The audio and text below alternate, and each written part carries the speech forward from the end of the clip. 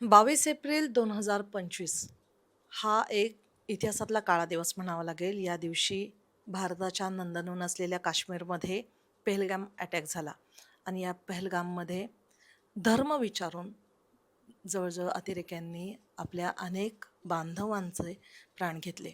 याच्यामध्ये पुण्यातील संतोष जगदाळे हे देखील शहीद झाले. आज आपण त्यांच्या कुटुंबाबरोबर आहोत. त्यांची मुलगी आपल्याबरोबर आहे, असावरी जगदाळे, जी त्या क्षणी त्या ठिकाणी होती. तिच्याकडूनच आपण ही कहाणी ऐकून घेऊ. काय झालं होतं त्यावेळेस? 22 एप्रिल 2025ला आम्ही पहलगाम म्हणून एक जागा आहे. तिकडे बेसरनवाली नावाची जागा आहे, ज्याला मिनी स्वित्झर्लंड म्हणतात. तिकडे आम्ही फिरायला गेलो होतो 5 जण पुण्यातून. गणबोटे, त्यांची वाईफ, मी आणि माझे आई-वडील. आम्ही 12:30ला साधारण चढायला सुरुवात केली. अतिशय कठीण रस्ता तिथे आहे. म्हणजे खूप जास्त चिखल, अशी चढ-उतार आहेत, मोठे-मोठे दगड आहेत. ते पार करत-करत आम्ही बेसरनला पोहोचलो. तिकडे एक एंट्री आणि एक्झिट गेट एकच आहे. तर तिकडे तिकीट काउंटर आहे. तिथे तिकीट्स काढून मग आम्ही आत गेलो. पण जो 40-50 मिनिटं जी आम्हाला चढायला लागली, तो इतका हॉरिबल प्रवास झाल्यानंतर आम्ही उतरल्या-उतरल्या माझ्या वडिलांना मी म्हणाले, की "इतक्या भयानक रोडला कशाला आणलं तुम्ही आम्हाला? किती रिस्की आहे. घोडा पडला, सटकला तर काय होईल वगैरे." तर ते म्हणाले, "अगं तू व्ह्यू बघ, मग तुला कळेल की एवढं चढल्यानंतर किती सुंदर बघायला मिळतंय." मग आम्ही जेव्हा व्ह्यू बघितला तर तेव्हा असं झालं, की ते जे हॉरिबल चढणं होतं ते वर्थ इट होतं. कारण इतकं सुंदर ती जागा ॲक्चुअली आहे. चारी बाजूला बर्फाचे डोंगर आहेत, मोठी-मोठी झाडं आहेत आणि पूर्ण असं मोकळं पठार आहे. म्हणजे जस्ट लाईक स्वित्झर्लंडमध्ये जसे जसे काही स्पॉट्स आहेत, सेम तसंच तो एरिया होता. मग आमच्यासोबत आम्ही खाली निघतानाच एक फोटोग्राफर तिथला जो लोकल होता त्याला आम्ही सोबत घेऊन गेलो होतो. तो प्रत्येक स्पॉटला जिथे-जिथे आम्ही थांबलो, तिकडे-तिकडे त्यांनी आमच्या सगळ्यांचे फोटोज काढले वेगळे-वेगळे पोजमध्ये वगैरे. तिथे वर गेल्यानंतर सुद्धा एका साईडला टी स्टॉल्स होते, एका साईड आणि फेन्सिंग होतं पूर्ण चारी बाजूनी. म्हणजे जायला, पळायला वगैरे अशी कुठली जागा नव्हती. एकच एंट्री एक्झिट गेट होतं. तर तिथे गेल्यानंतर मग आम्ही फोटोज वगैरे काढायला सुरुवात केली. तिकडे 2 टेंट्स होते, जिथे ते देतात ते म्हणजे तिथे ते तिकडेचे लोकल विक्रेते वगैरे आहेत, ते भाड्याने वगैरे देतात. आणि मग ते काही लोकं म्हणजे तिथे ते शिप वगैरे देतात, हातात पकडायला कबूतर देतात आणि त्याच्यासोबत आपण फोटोज काढायचे. अशा बऱ्याच गोष्टी तिथे घडत होत्या. तर आम्ही गेलो तर तिथे त्या टेंटच्या इथे गणबोटे काका आणि काकूंनी तिथलं ते रेंटवर ते ड्रेस घेतले आणि त्यांनी त्यांचे फोटोज काढायला सुरुवात केली. तर सुरुवातीला आम्ही तिघं नव्हतो काढणार. आमचं असं चाललेलं की जे शिकारा राईडला आपण जाऊ तर तिकडे आपण ते फोटोज काढू. तर तो फोटोग्राफर आम्हाला आमच्या मागे लागला आणि म्हणाला, की "नाही आत्ता काढून घ्या. तिथे एवढा चांगला व्ह्यू नाही आहे जेवढा इथे आहे. तिथे गर्दी असते सतत वगैरे आणि तिथे काढण्यापेक्षा इथे काढा, इथे जास्त चांगले येतील" वगैरे असं. मग गणमोठे काका-काकू पण म्हणाले, "अरे संतोष काढून घे, चांगला व्ह्यू आहे इथे" वगैरे. मग त्यांनी कपडे काढले आणि मग आम्ही ते परत रेंट करायला गेलो. मग आम्ही आम्ही तिघांनी फोटोज काढले. आणि ते झाल्यानंतर आमचं डिसाईड झालं, की आता आपण चहा वगैरे पिऊया, थोडं काहीतरी स्नॅक्स खाऊ आणि मग इथून निघूयात. आणि हे आमचं डिस्कशन झालं. मग त्या कॅमेरावाल्याशी आमचं थोडं भांडण झालं. तो म्हणत होता, की त्यांनी काहीतरी 240 फोटोज काढले होते आमचे आणि त्याच्यावर तो म्हणत होता, की मला 20,000 द्या म्हणून, एवढ्या फोटोजचे. तर आम्ही त्याच्याशी थोडं भांडलो, की "अरे 20,000 काही पण सांगतोयस तू रेट. असं 20,000 थोडी देऊ शकतो. आमच्या ट्रिपचा हा पहिला दिवस आहे, पहिलंच ठिकाण आहे. आम्ही जर 20,000 पहिल्याच दिवशी घालवले, तर बाकीची 8 दिवसांची ट्रिप आम्ही कशी मॅनेज करणार?" मग त्याच्याशी थोडं हो नाही, हो नाही करत त्याला इतकी घाई होती आम्हाला खालून वर नेईपर्यंत किंवा आमचे फोटोज काढेपर्यंत, पण तो सतत म्हणत होता, की "जल्दी करो, मुझे दूसरी सवारी लेके आना है, मुझे नीचे जाना है, मुझे नीचे जाना है." तर शेवटी वैतागून मी तो आम्हाला म्हणाला, की "एक काम करो, आप पैसे भी मत दो, ये फोटोज लो और मुझे जाने दो." तर आम्हाला थोडं विचित्र वाटलं, की असं का बोलतोय हा? मी म्हटलं, "नहीं, हमें कुछ फ्री में नहीं चाहिए. आप 5,000 रख लो और फिर हमारे फोटोज हमें दे दो." वडिलांनी त्याला 5,000 दिले. आम्ही फोटोज घेतले आणि मग आम्ही वळणार तेवढ्यात फायरिंगचा आवाज आला. 2-3 वर शॉट झाले. तर मग मी वळून त्याला विचारलं, म्हटलं, "भैया ये क्या बज रहा है?" तर तो म्हणला, की "जब जंगल से शेर आता है, तो उसको भगाने के लिए ऐसा बजता है." तर आम्हाला खरंच वाटलं, की एखादं प्राणी खरंच असेल, जंगली जानवर असेल किंवा जे काय तिथलं लोकल जो असेल आणि तो येत असेल किंवा जीवितहानी करत असेल म्हणून तिथले लोकल लोकं त्याला पळवून लावण्यासाठी मारत असेल. ते झालं त्यानंतर 2 मिनिटं शांतता झाली. आम्ही वळून निघणार होतो तेवढ्यात परत आवाज यायला सुरुवात झाली आणि लोकांची आरडाओरड सुरू झाली. तर आम्हाला वाटलं, की कदाचित पाकिस्तान आणि भारतामध्ये सैनिकांमध्ये चकमक होत असते, तसं काहीतरी झालं असेल. तर मग अनमोठे काका माझ्या वडिलांना म्हणाले, "अरे संत्या आपण एक काम करू, या टेंटच्या इथे खाली जमिनीवर झोपू. वरनं गोळ्या जात असतील तर आपल्याला लागायला नको." तर मग आम्ही डिसाईड केलं की टेंटच्याच एक टेंट तिन्ही बाजूने ओपन होतं, बॅक साईडला त्याला एक हे होतं. तर आम्ही तिथे जाऊन बसलो. गणगोटे काका माझ्या एक्झॅक्ट समोर पालथे झोपले होते माझा हात धरून. त्यांच्या शेजारी त्यांची वाईफ बसली होती आणि माझ्या शेजारी माझी आई आणि तिच्या शेजारी माझे वडील बसले होते. आता आम्ही चौघं 5 जण असं बसलोय तेवढ्यात समोरच्या बाजूनी एक हे आला की 4 लोकं आली. 2 कपल्स आले आमच्या शेजारी आणि त्या कपलला मी विचारलं, म्हटलं, "क्या हुआ? क्या हुआ?" ते माझ्यामध्ये साऊथ इंडियन होते. ते ते म्हणाले की टेररिस्ट अटॅक हुआ है यहाँ पे.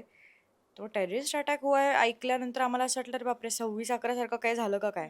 कारण जर तसं झालं असेल तर मग आपण कोणीच वाचणार नाही. आपल्या सगळ्यांना मारून टाकतील. आणि आम्ही अशा ठिकाणी होतो त्या ग्राउंडच्या की जिथून पळायला काहीही चान्स नव्हता. आम्ही एक्झॅक्ट मिड पॉइंटला होतो. आमच्या दोन्ही बाजूला फेन्सिंग होतं, एक बाजूला ओपन ग्राउंड होतं. पण तिथे काय पळणार? ओपन असल्यामुळे पळायला जागा नव्हती आणि जंगल आमच्यापासून खूप लांब होतं. इनफॅक्ट गेटसुद्धा आमच्यापासून खूप जास्त लांब होतं, की दोन्ही ठिकाणी जाऊ शकत नव्हतं. तिथे बसणं सोडून काही ऑप्शन नव्हता. आम्हाला हे समजतंय तेवढ्यात आमच्या ऑपोझिट साईडच्या बाजूला पण एक टेंट होता, सेम जिथे कपडे विक्रेता होता. तर तिथे काही लोकं टेंटला जसं आम्ही बसलो होतो तसं टेकून बसली होती.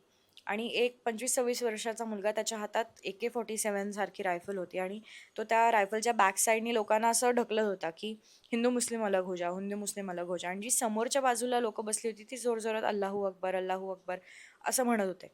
आणि हे आम्ही बघतोय, की तेवढ्यात त्यांनी आमच्यासमोर 2 लोकांना गोळ्या घातल्या. आणि तो इतक्या रागात गोळ्या घालत होता, म्हणजे असं हलवत हात तो इतका जास्त अग्रेशनमध्ये करत होता. तर ते बघितल्यानंतर मी माझ्या पप्पांना बोलले, की म्हटलं, "पप्पा, हा टेररिस्ट आहे. हा आपल्याला वाचवायला नाही आला, आपल्याला मारायला आला आणि मला मरायचं नाहीये."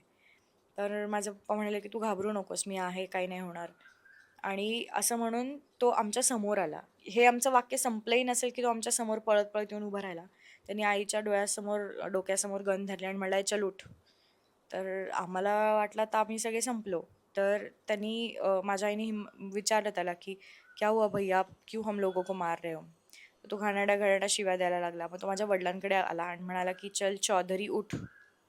आणि माझे पप्पा उठले, तर त्यांच्या डोक्यावर कॅप होती. त्यांना ते कॅप घालायची त्यांची सवय होती. तर त्यांना म्हणाला, की "चल कॅप निकाल." आणि असं झाल्यानंतर माझ्या वडिलांनी कॅप काढली आणि विचारलं, की "भैया क्या हुआ? आप क्यों हम लोगों को मार रहे हो?" तर तो म्हणाला, की तुम लोगों ने हमारा मज़हब ख़राब करके रखा है. तुम लोगों ने ये मोदी को सर पे चढ़ा के रखा है. तुम लोगों ने ऐसे वीडियोज़ वायरल किए हैं कि हम तुम्हारी औरतों को और बच्चों को मारते हैं. हमने कभी मारा?" तर मग माझे वडील म्हणाले, की "नहीं, हमने ऐसा कोई वीडियो नहीं देखा." मग आम्ही सगळे पण म्हणालो, की "नहीं भैया, हमने ऐसा कोई वीडियो नहीं देखा. आप क्यों मार रहे हो लोगों को?" तर मग त्यांनी त्यांनी रागाने विचारलं, "तुम हिंदू हो या मुसलमान? तुम हिंदू हो या मुसलमान? मुसलमान है तो अजान पढ़ो." तर माझे वडील म्हणाले, की "हाँ, मैं हिंदू हूँ, पर आप बोलो क्या पढ़ना है?" हे वाक्य पूर्ण पण त्यांचं संपलेलं नव्हतं, की त्यांनी धडाधड, धडाधड गोळ्या मारल्या. शिव्या घालत होता तो कंटिन्युअसली. त्यांनी बरोबर इथे गोळी घातली, इथे गोळी घातली, छातीत गोळी घातली आणि पप्पा एका सेकंदात खाली पडले. आणि हे गणबोटे काकांनी पाहिलं आणि त्यांचा हात माझ्या हातात होता, तर त्यांनी हात माझा असं हे केलं, की "अरे, हे काय झालं?" म्हणून. आणि आम्हाला तर वाटलं, की नेक्स्ट नंबर आमचा, कारण तोपर्यंत माहिती नव्हतं, की ते फक्त पुरुषांना मारतायत. नंतर तो आमच्या समोर आला आणि त्यांनी गणबोटे काकांना मागनं लाथ मारली. तर त्यांना शिव्या वगैरे द्यायला लागला आईवरनं वगैरे अशा. आणि ते उठले पण नव्हते पूर्ण, की त्यांना मागनं धडाधड, धडाधड गोळ्या घातल्या. अशा पद्धतीने गोळी मारली, की त्यांचा पूर्ण डोळा बाहेर आला होता. आणि आता त्यांना मारलं, मला वाटलं आता समोर मी आहे तर मला मारतील. आणि माझ्या मागे एक आजोबा बसले होते, म्हणजे वयाने खूप जास्त होते ते. तर मला वाटलं एक तर त्यांना मारतील नाही तर मला मारतील. पण आम्हाला दोघांनी त्यांनी मारलं नाही आणि तो पुढे गेला. तर तिथे दुसरं जे कपल होतं, ती बाई तिच्या नवऱ्याला लपवत होती, की "भैया प्लीज मत मारो, मेरे पति को मत मारो, मेरा छोटा बच्चा है." तर त्यांनी तिला धक्का दिला आणि त्याला गोळ्या घातल्या. त्याला आपण इतक्या क्रूरतेने मारलं, की ना त्याचा पूर्ण ब्रेन दिसत होता. पूर्ण ते सगळं फ्लेश बाहेर आलं होतं. गणबोटे काकांचा जो डोळ्याचं फ्लेश होतं ते सगळं माझ्या अंगावर उडालं होतं. त्यांच्या बायकोची पूर्ण व्हाईट कलरची लेगिंग होती, ती पूर्ण रेड झाली होती. म्हणजे स्टार्ट टू एंड इतकं हे झालं होतं. आणि नंतर तो जंगलात पळून गेला. पुढचा एक पुढचा जो 4:30 वाजेपर्यंतचा प्रवास तो इतका हॉरिबल होता. कारण एकतर आम्हाला तिथले लोकल लोकं जेव्हा सगळं शांत झालं, म्हणजे जंगलातून फायरिंगचे आवाज येतच होते. पण जेव्हा लोकल लोकं रिटर्न आली तिथे आणि बोलायला लागली, की "हमारे साथ भी पहली बार ही हुआ है. पता नहीं वो वापस आके मारते हैं, आप लोग भाग जाओ, हम लोग भी भाग रहे हैं." तर तेव्हा मला असं वाटलं, की कदाचित की परत आले आणि आईला आणि काकूंना पण मारलं. आता ते कुणाला टार्गेट करतात माहिती नाहीये, तर काय करणार? आणि जर आपण खाली गेलो नाही तर या लोकांसाठी मदत कोण आणणार? ऑल्दो मला माहिती होतं की ते दोघं सर्व्हाइव्ह नाही करू शकणार, कारण अशा ठिकाणी गोळ्या मारल्यात की जिकडनं रिकव्हरीचे चान्सेसच नाही आहेत. पण तरी एक होप्स असतं आपल्या मनात की अरे आपल्या, जसं आपण मूव्हीजमध्ये वगैरे बघतो की इतक्या गोळ्या लागून सुद्धा हिरो समहाऊ त्यांच्यावर उपचार होतात आणि ते ठीक होतात. सो आम्हालाही असं वाटत होतं की कदाचित त्यानंतर का होईना पण सगळ्या गोष्टी नीट होतील. पण मग तिथनं आम्हाला उतरून जावं लागलं. खूप कन्व्हिन्स केल्यानंतर आई आणि काकू तयार झाल्या की ठीक आहे जाऊयात आपण खाली. मग आम्ही तिथनं निघालो. उतरताना पण एक साधारण 60 ते 70 मिनिटं, कारण आम्हाला रोडच माहिती नव्हता. तरी आमच्यासोबत तो घोडेवाला होता, पण ते स्वतः पण कदाचित घाबरलेले होते. माहिती नाही, ते खूप कॅज्युअल रिॲक्ट झाले. आईने जेव्हा त्यांना विचारलं की "भैया आप लोग कहाँ थे? आप लोगों को कुछ नहीं किया क्या?" तो म्हणला "नहीं हम मैं कुछ नहीं करते" म्हणून. आणि मग आम्ही खाली उतरून गेलो कसंबसं. त्यानंतर आम्ही आमच्या सगळ्या फॅमिलीला फोन करायला स्टार्ट केलं. मग मी इथल्या पॉलिटिशियन्सला फोन केले आणि मीडिया थ्रू मी सगळ्या महाराष्ट्राला सांगितलं की तिथे काय झालंय वगैरे. रात्री 11:30 वाजता आम्हाला आमच्या लोकांना बघायला मिळालं. तोपर्यंत आम्हाला ते उडवाउडवीची उत्तरं देत होते किंवा काही सांगत होते की हां ठीक आहेत, स्टेबल आहेत, क्रिटिकल आहेत, ओके होतील वगैरे असं काहीही सांगत होते. रात्री 11:30 वाजता आम्हाला बोलले की बॉडी व्हेरिफिकेशन बाकी आहे, तुम्ही या. मी बॉडी व्हेरिफिकेशनसाठी जेव्हा त्या खोलीत आत गेले, खोली जिथून स्टार्ट होते त्याच्या लेफ्ट साईडपासून ते खोली जिथे एंड होते राईट साईडपर्यंत पूर्ण खोली स्ट्रेचर्सनी भरलेली होती आणि प्रत्येक स्ट्रेचरवर एक डेड बॉडी होती. पूर्ण फ्लोअरवर रक्त रक्त सांडलं होतं आणि ते लोक त्या अवस्थेत आम्हाला विचारत होते की तुमच्या लोकांनी काय कपडे घातलेत ते सांगा, त्याचं वर्णन करा. मला आठवतंय की वडिलांनी घातलेल्या शर्टवर लाईन्स आहेत, व्हाईट कलर आहे, मरून कलर आहे, ब्लू कलर आहे.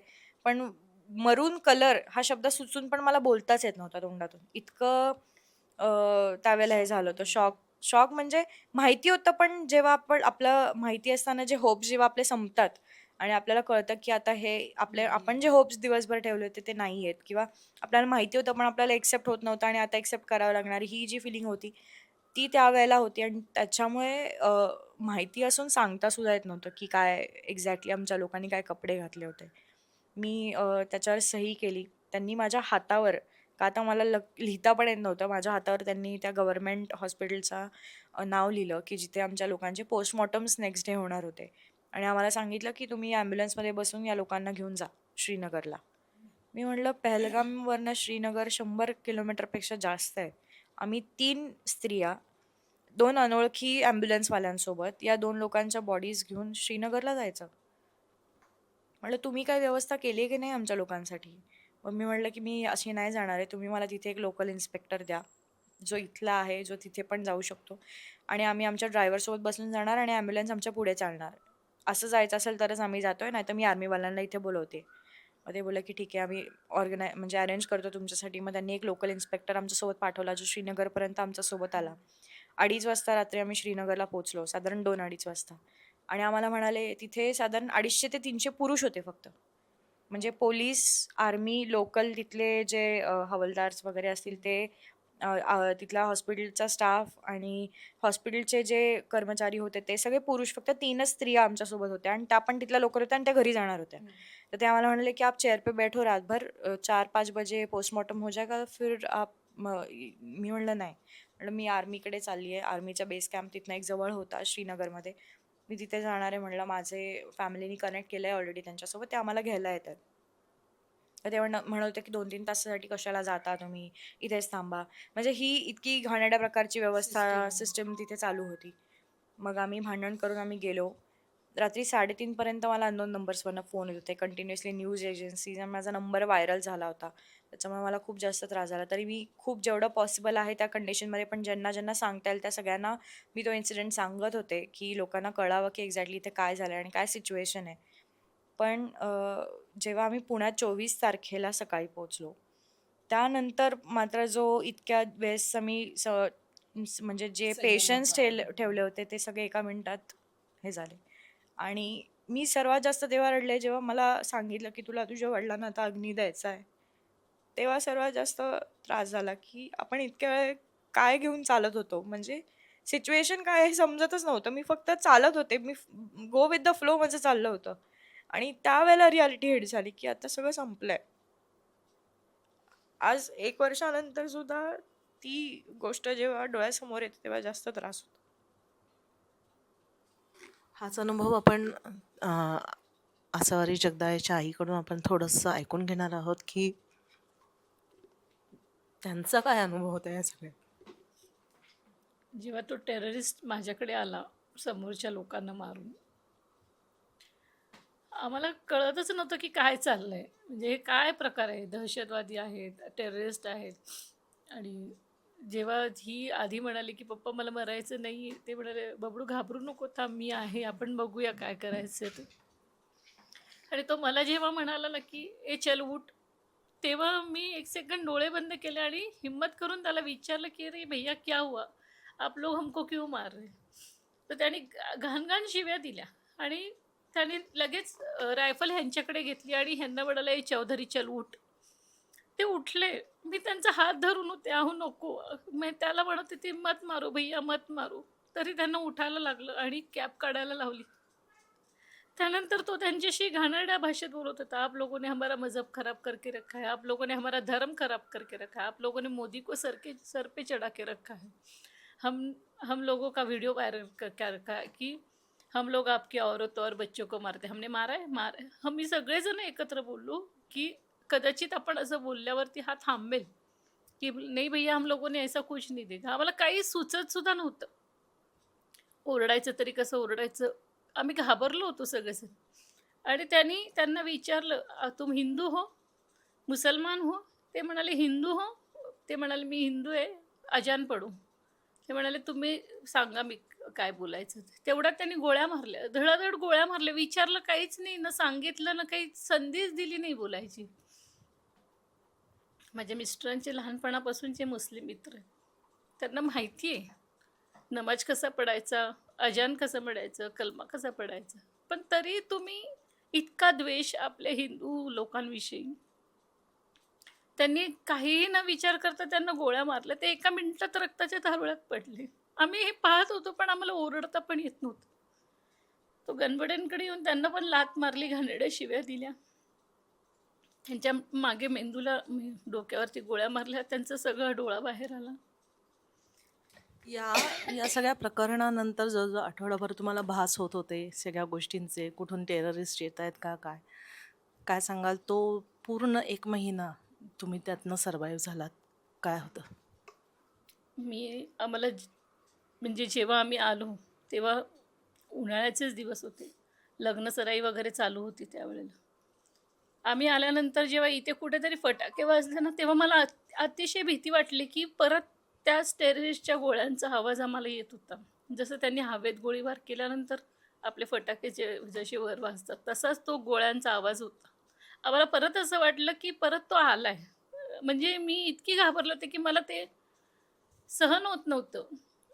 मी अक्षरशः उडत होते घरामध्ये. माझ्या घरातल्यांनी मला सावरलं.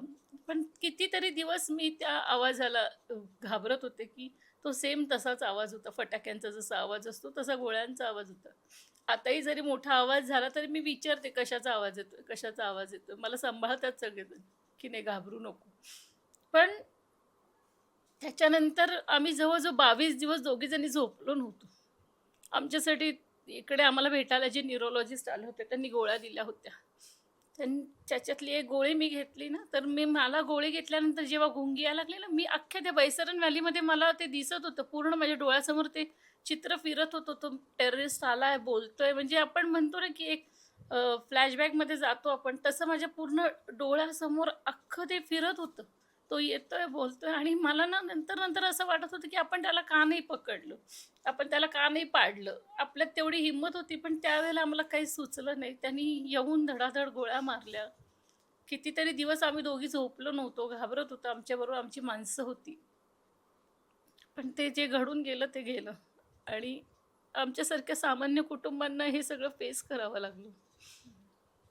खरं तर ज्या प्रकारे हा सगळा अनुभव त्यांनी कथित केलेला आहे आणि त्यावेळची जी सिच्युएशन होती त्या सिच्युएशनला, त्या संपूर्ण गोष्टींना ज्या प्रकारे आपण म्हणतो की नारी ही सबल आहे, ती सक्षम आहे आणि ती प्रत्येक जबाबदारी ही पूर्णपणे पार पडते. पेहलगामच्या या सगळ्या त्या अटॅकनंतर ज्या प्रकारे आसावरीने जिद्द दाखवली आणि या सगळ्या सिच्युएशनमध्ये गणबोटे काकू असे ना किंवा तिची आई असे, या सगळ्यांना सावरत तिने ज्या प्रकारे या संपूर्ण सिच्युएशनला तोंड दिलेलं आहे, तिच्या या जिद्दीला खरं तर सलाम करावा लागेल. कारण ही सिच्युएशन खूप भावनिक होती. आपले वडील आपल्यासमोर मृत्युमुखी पडलेले असतात ना, या दोघींना सांभाळणं हे तितकं तसं ती वयाने खूप लहान आहे. पण या सगळ्या सिच्युएशनमध्ये ती ज्याप्रमाणे खंबीर उभी राहिली, तिच्या या जिद्दीला खरंच एल-एस मराठी सलाम करते. आणि पहलगाम अटॅकला आज 1 वर्ष पूर्ण झाले आणि या सर्व शहीदांना आपण श्रद्धांजली अर्पित करू. आणि आसावरीचं उदाहरण समोर ठेवून प्रत्येक व्यक्तीने, प्रत्येक नारीने संयमाने प्रत्येक गोष्टीला, म्हणजे हा पहलगाम अटॅक हे उदाहरण म्हणता येईल. पण आयुष्यातल्या प्रत्येक गोष्टीला असंच सामोरं जाणं फार गरजेचं आहे. याचं उत्तम उदाहरण जर आपण आसावरी जगदाळेकडे बघितलं तर आपल्याला बघायला मिळतं. व्हिडिओ जर्नलिस्ट रोहित वनकटेसह प्रतीक्षा पारखी, एल-एस मराठी, पुणे.